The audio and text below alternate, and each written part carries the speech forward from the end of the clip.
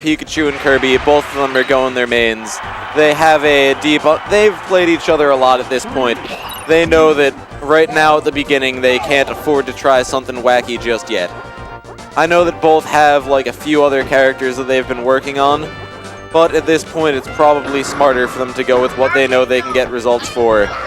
Because they both play a lot, they both get practice. Either one could pull out some new kind of combo they've been working with.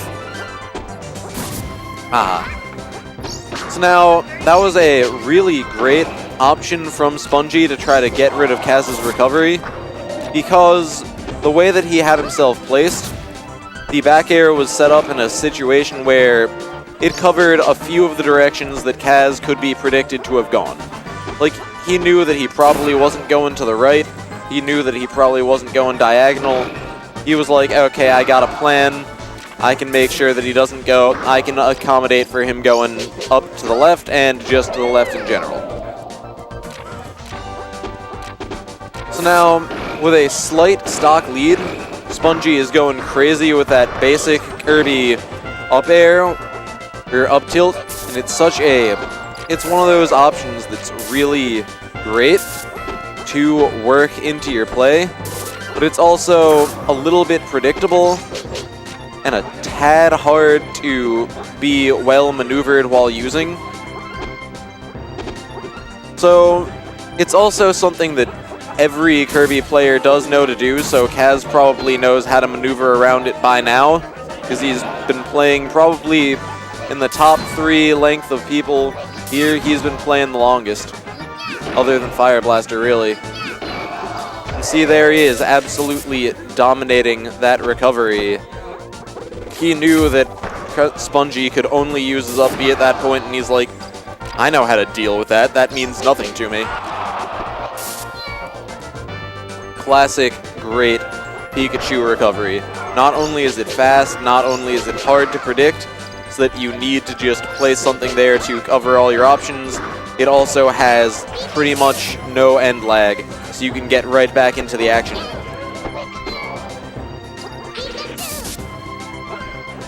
So, once again, Kirby's back air, or Pika's back air, is really being used to KaZ's advantage to keep Spongy away from him. KaZ is right here with 3 stocks still, and Spongy is at his last.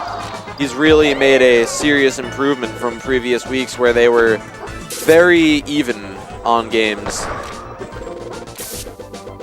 So, now the battle has slowly become a platform-based duel, and we're gonna see not necessarily either of them camping top plat, but they're moving around the platforms in a way that tries to give them the most advantage that they can while still being aggressive. Spongy at this point is somewhere where he does kind of need to aggress, and he did really well with that shield break there. So KaZ was at his mercy until Spongy essentially decided, you know, I won't go for more of a combo, I don't feel comfortable doing this. And it was smart for him to stay back there. So here we are, a good forward smash does clean it out. So I would say there was really great play from both of them. I feel like Spongy spent a bit more of the game acting on the defensive side. And while it's really good to be defensive if you are able to predict how your opponent is going to approach, KaZ was trying a lot of new things this game, and I don't think Spongy was really able to predict some of them. Like, when you're two of the big names in the state, and as such you're going to be playing each other a lot, improvisation is going to be a large part of your game, because you've played each other countless times. You've seen every option they're going to throw, so you just have to be absolutely prepared for anything that's coming out. Ooh, interesting try for that dash attack, but KaZ was able to see it coming enough to get out of the way and punish. Like, let's see. One thing that I know that I like from Spongy is that it's not necessarily that he does the basic Kirby things. For Mario Colt Sons, they are not the best in Connecticut, but they're some of the best. They have a good showing at tournaments. They always perform well. If it's not Fire Blaster winning a tournament, there's a good chance that it's either KaZ or Spongy.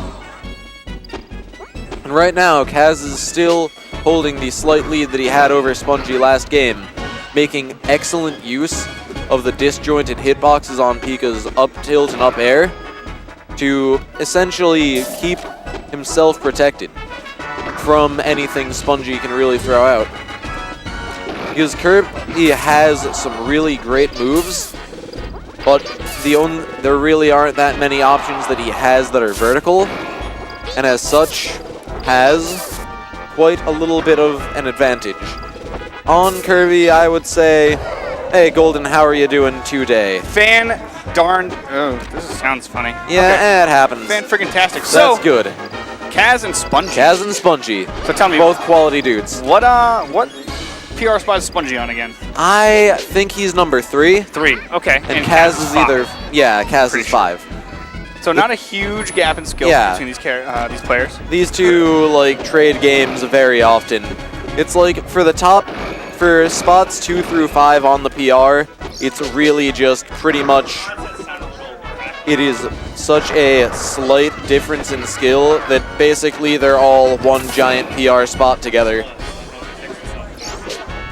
Like, one thing that you really see that you could do if you were in KaZ's position, essentially he's been working really well to utilize the best parts of Kirby's kit, or Pikachu's kit, without finding it to be too predictable and just throwing out moves for the sake of throwing them out.